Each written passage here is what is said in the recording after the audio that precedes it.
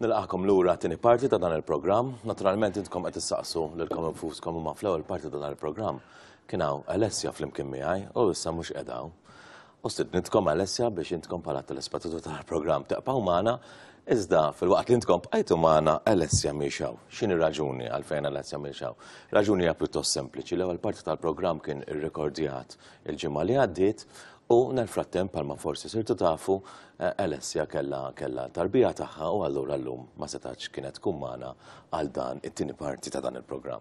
U għalhekk illum Eċċellenza qiegħed waħdi għaliex Alessia mhux qiegħda magħna llum u nirringrazzjak tal-ilqajt l-istedina tagħna, nirringrazzjak tal-li ġejt magħna fuq dan il-programm.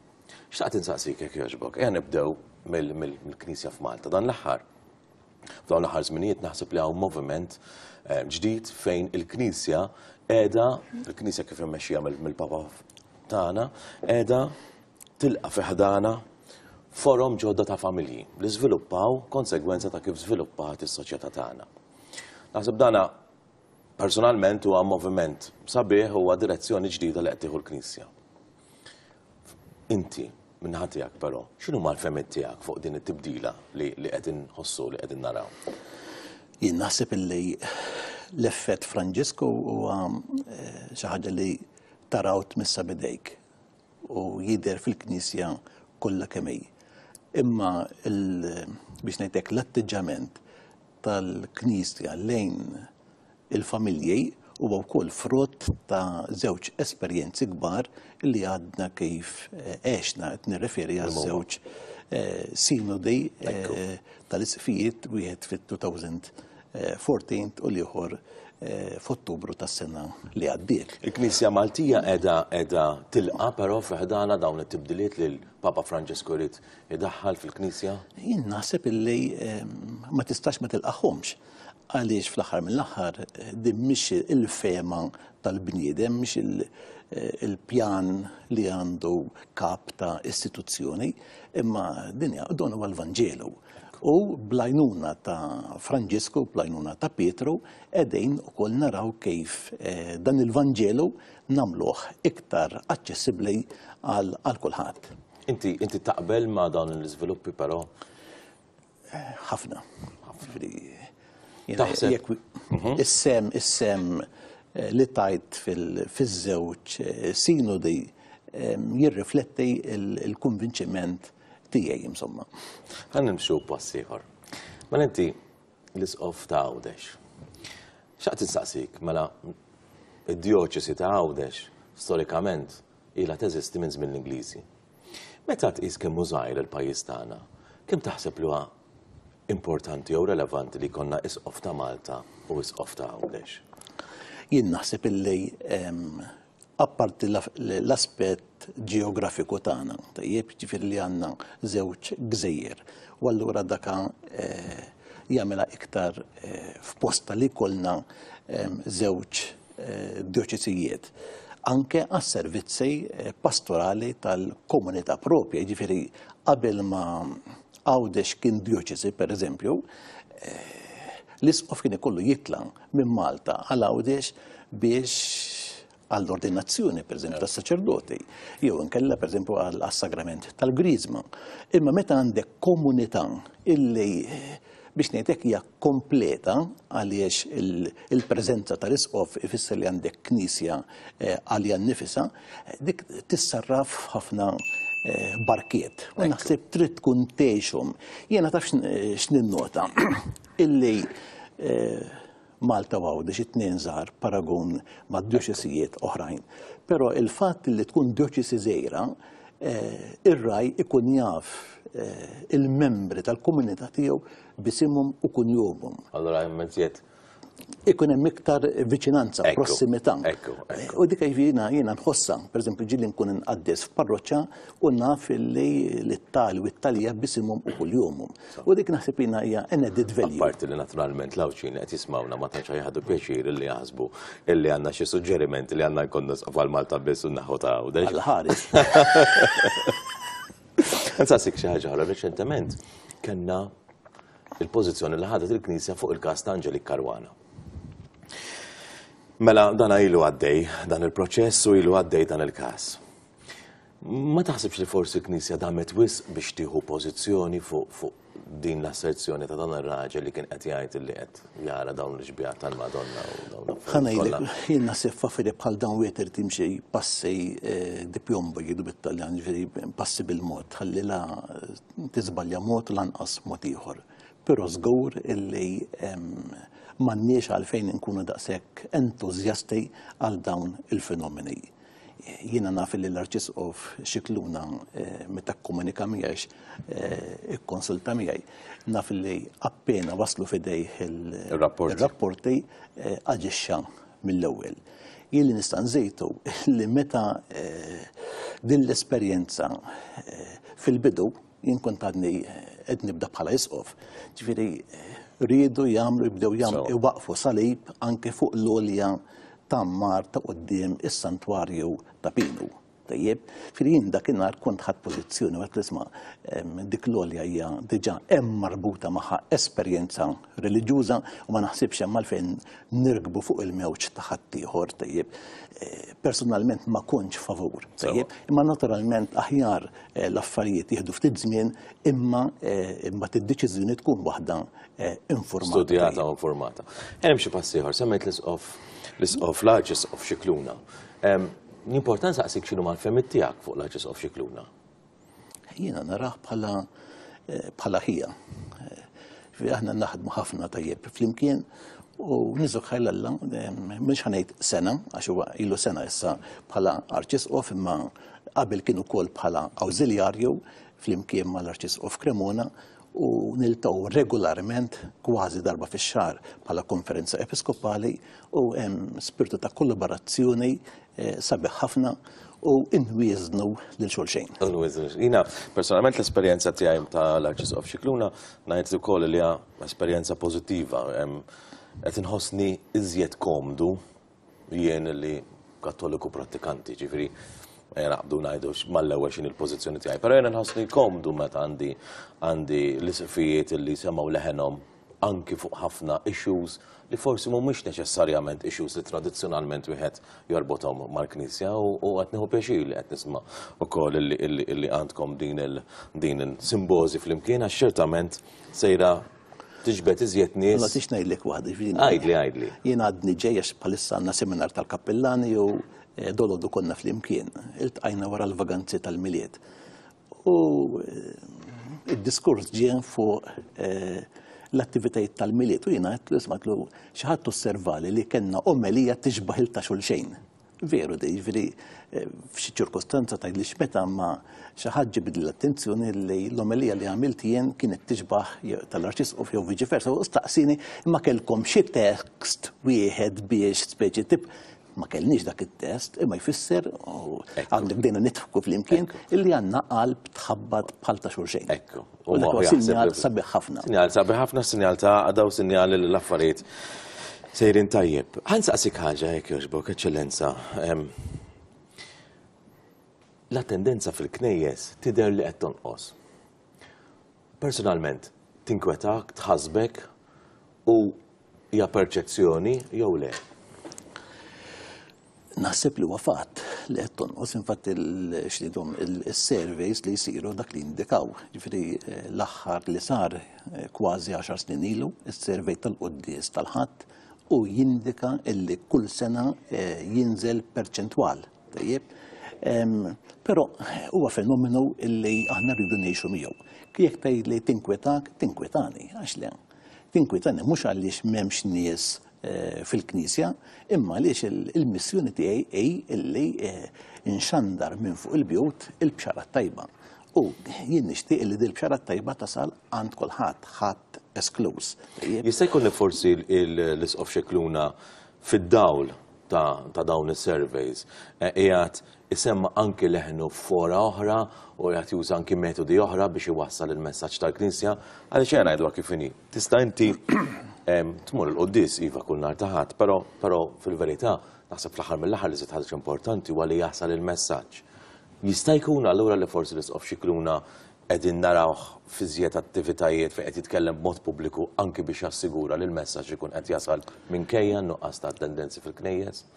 Daka fuq kif jasal il-messaġġ, però jekk inti tistaqsini il-partiċipazzjoni tal-ġemma fil-liturġija, aħna iċ-ċentru mhux il-messaġġ tagħna, mhux id-diskorsi tagħna, imma hija ċ-ċelebrazzjoni ta' Kristu fih dan il-komunità. Allura dik tinteressani daqskemm jekk mhux iktar jekk il-messaġġ tiegħi jew tal-Arċisqof u x'qed jasal għand ftit jew għand il-ħafna. X'taħseb allura li tista' tagħmel il-Knisja biex l-attendenzja allura propju biex dan il-messaġġ tal-liturġija jasal? Jien naħseb illi qegħdin ngħixu fi żmien interessanti ħafna fejn għad hemm bidla ta' epoka. Dina frażi li juża il-Papa Franġisku tapplika mhux biss għall-Ewropa imma tapplika wkoll għal pajjiżna. Anke f'dak l-għandu x'jaqsam mal-patrimonju reliġjuż ta' ġensna. Jiġifieri aħna veru għandna storja bleru tagħha fil-Kristjanità u fil-Knisja Kattolika, imma dak mhux garanzija illi għada ħajkun l-istess għax hemm ħafna fatturi oħra jilagħbu fix-xena. L-isfida tagħna hi kif sejrejn inwasslu il-Vanġelu, kif sejrejn inkebsu il-fidi fil-bniedem tal-lum. Mhux faċli. Mhux faċli, imma għandkom xi ideat, għandkom xi ħsibijiet, għandkom xi strateġiji. Il-kelma strateġija ma toġobnejx għax. Jista' titkellem fuq xi gwerer. Le, aħna din nitkellmu minn komunità nisranija. Aħna il-messaġġ tagħna huwa wieħed, il-persuna ta' Ġesu Kristu huwa Alla. U sinċerament jiena llum inħoss illi il-focus tal-messaġġ tagħna għandu jkun dan iktar milli issues oħrajn għaliex jekk m'għandekx pedament tajjeb, jekk inti anke l-Knisja u l-komunità nisranija ma tarajx f'din l-ottika ta' fidej, allura aħna x'aħna. Aħna xi NGO oħra, aħna xi istituzzjoni umana oħra, Alla ħares aħna hekk. Aħna għandna din id-dimensjoni spiritwali u inħoss li dak li għandna rridu nikkonservawh imma wkoll nirkupraw dak li forsi tlifna ma' żmien. Hemm xi pass ieħor. Riċentement rajna illi kien hawn sitwazzjoni fejn kien hawn grupp ta' Musulmani li jekk minser żball marru fuq it-sultir tal-Knisja tal-Imsida u bdew jitolbu u kif tħares lejha din is-sitwazzjoni? Tħares lejha bħala persuni li għandhom dritt illi jesprimu jew jitolbu kif ixtiequ li għandhom jitolbu u propju l-fatt li tal-għażla li għamlu hija xi ħaġa li forsi għandha ddejjaqna, li forsi għandha tħassibna. Ma naħsibx jiġifieri aħna għandna id-dritt tal-libertà reliġjuża u kif jiena bħala nisrani bħala Kattoliku għandi id-dritt li nesprimi pubblikament ukoll it-twemmin tiegħi għaliex li reliġjonijiet oħrajn m'għandhomx ikollu jew jibbenefikaw jeżerċitaw dal-istess dritt. Basta il-paċi pubblika tkun imħarsa, u veru. Jiena nista' ngħidlek dan illi xi sena ilu ġie l-imam għamil li żjara u din nitkellmu għalli nixtieq li kieku fawdex ikun hawn post tat-talb għall-Musulmani għax m'għandhomx. Ekku. Però hawnhekk qed jissuġġerilek moskeja. Probabbilment. Hawnhekk għandek kwistjoni li aħna morru fil-knejjes tagħna biex nitolbu. Dawna ħadu nagħmlu manifestazzjonijiet reliġjużi fit-toroq. Ma naħsibx li għandha tkun xi motiv ta' inkwiet, insomma, għal minnu li ma jiena aħjar persuna titlob fil-ġewwa jew fil-beraħ milli persuna li ma titlob xejn. Waqaftek però għax kont qed tispjega li kien ġie għandek kelmek liman fuq is-suġġerimenti hawn dwar li jkun hemm moskeja. Isma' li nixtieq li konna post tat-tal, ma naħsibx li dak in-nar semmi li moskeja, u jiena bdejt nitħakat l-isma' dak mhux għandi dritt tiġina, m'għandix permessi biex ikun hawn knisja ta' kult jew x'naf jien. Għalli minn nixtieq nkun naf x'inhi l-fehma tar-reliġjon isa dominanti fil-lokal. Għatlina mbirkek bidejja t-tnejn. Tajjeb għatlu u meta jirnexxilek tagħmel dan il-post tat-talb jiena lest li wkoll niġej f'dan il-post. Erġajna l-tqajna xi żmien wara staqsejtu fejn wasal għalli għadni naħdem fuq għalli ma meta niftaħ jiena nistiednek u jiena nisten dak il-mument sinċerament jiena jbiżżani insomma jinkwetani bniedem li m'għandux sens ta' fidi issa kienx twemmin nisrani jew twemmin Musulman għaliex il-bniedem li huwa mingħajr Alla huwa bniedem li għandu vojt. U dak il-vojt xi ħaġa irid jimliha. Allura importanti li kieku nsibu din id-dimensjoni trascendentali fil-bniedem. Ħansaqsik fuq il-finanzjament tal-Knisja. Tista' tispjega lit-telespettaturi tagħna jekk tixtieq tispjega. X'inhi l-pożizzjoni attwali tal-Knisja ta' Malta finanzjarment? Kif tiġi finanzjata? Kif qegħdin? Spjegana fejn aħna naraw il-ġabriet, naraw li jsiru ċerta f'donazzjonijiet, però x'inhi l-pożizzjoni tal-Knisja f'Malta? Jiena nwieġbek fuq il-Knisja f'Għawdex għax fuq il-Knisja f'Malta speċi mhux l-ambitu tiegħi mhux veru. Però naħseb jien bħal ta' xulxejn qegħdin, jiġifieri aħna niddependu mid-donazzjonijiet tal-insara. Tajjeb. Plus qed tirċievu biżżejjed però biex tkunu tistgħu tlaħqu mal-ispejjeż tagħkom? ħanajlek l-ispejjeż żdiedu. Tajjeb. U żdiedu għaliex?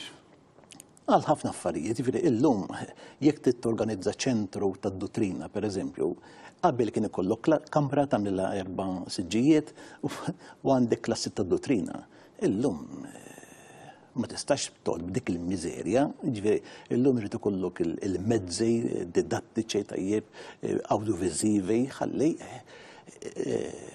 l-adolescenti it-tfal għax jagħmlu l-paragon, tajjeb, u aħna għandna messaġġ li fih valur ngħaddulhom. Biex nsemmilek għandna l-iskejjel pereżempju. Jiena nitkellem mid-Djoċesi ta' Għawdex.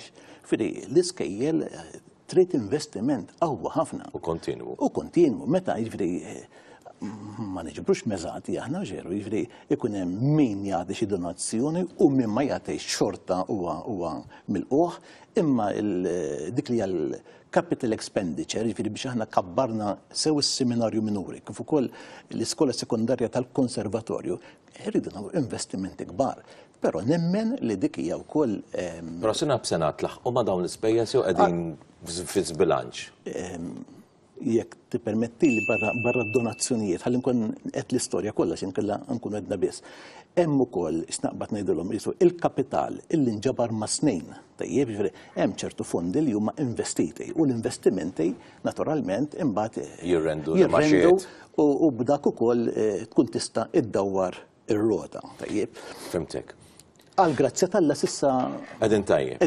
Maħniex. Mhux ħajduru fuqhom Brussell hekk biex jgħidulna biex inġibu d-deficit u tajjeb, qed nieħu pjaċir illi effettiv. Għalhekk saqsejta di li nifsi nara u nifhem l-ispess qegħdin jiżdiedu prinċipalment fl-iskejjel u anki f'dan li spjegajt inti.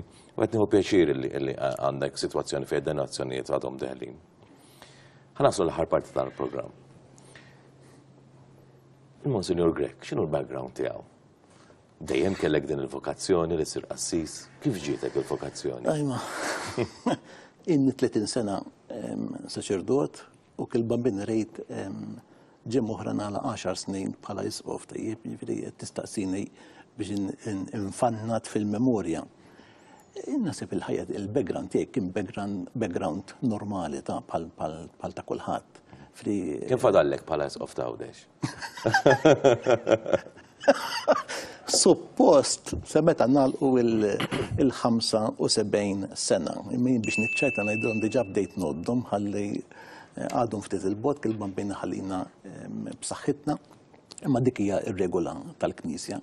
Jekk ma tagħmilx xi żball u ssib il-way out ħalli toħroġ ġifieri. Jalla le. Biex niċċajta. Imma jiġifieri jiena kelli trobbija normali fil-familja, kont abbati. Fej kont abbati?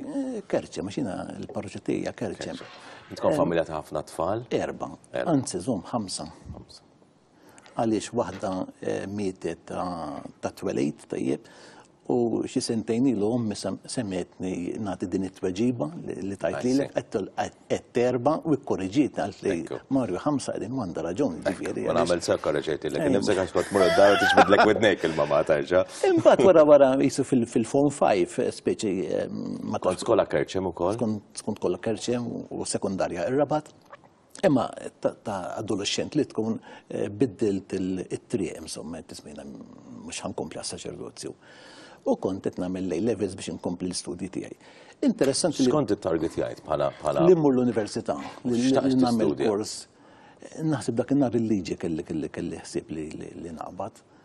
Però kont bdejt nagħti servizz lill-volontarjat lil għaqda nkapaċitati għaw ċejn dak iż-żmien kienet tissejjaħ, kien hemm Monsinjur Don Manuel Kurmi fija, u kienet dik l-esperjenza ta' volontarjat li poġġietni rejb u naf ma' minġi persuna bisimgħu kuljum ma' żagħżugħ fuq wheelchair illi għanqdiet li fija ħafna domandi. U reġgħet xelet kebset fija ix-xrara tal-vokazzjoni. U hemmhekk dħalt is-seminarju.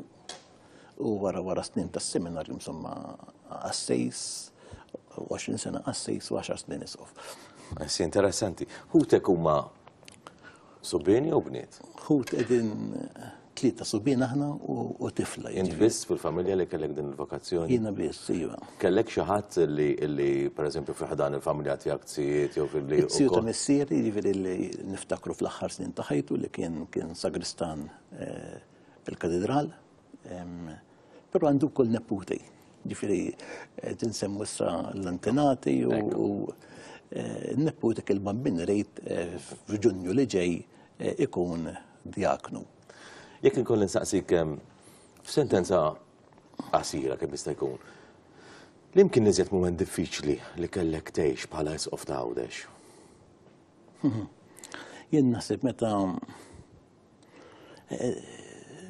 tipprova tħobb u dik l-imħabba ma tkunx mifhuma. F'liema sens? Ġifieri bħala isqof ikollok tieħu ċertu deċiżjonijiet u tagħmilhom b'intenzjoni retta, tajjeb, imma ma tkunx mifhum. U dik hija ħaġa li tweġġa' li qalba ħafna. Nista' nsaqsik forsi tieni eżempju ta' xi deċiżjoni li ħadd u ħassejt li kollkox mifhum? Naħseb kienu diversi ta' ġifieri mhux huma parti mill-Ministeru jien naħseb bħal kull missier.